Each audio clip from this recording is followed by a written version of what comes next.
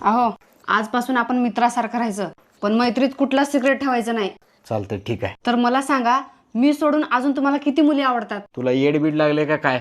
तू एवढी सुंदर असताना मला दुसऱ्या मुली कशाला आवडतात? तुम्हाला असं वाटतं का मी तुम्हाला अजून फसवल? नाही नाही नाही. बरं तुमचं राहू द्या, मी माझं सांगते. तुम्हाला सोडून मला अजून 3 मुलं आवडतात. तू एवढं मोकळ्या मनानं सांगतेस तर माझं पण ऐक.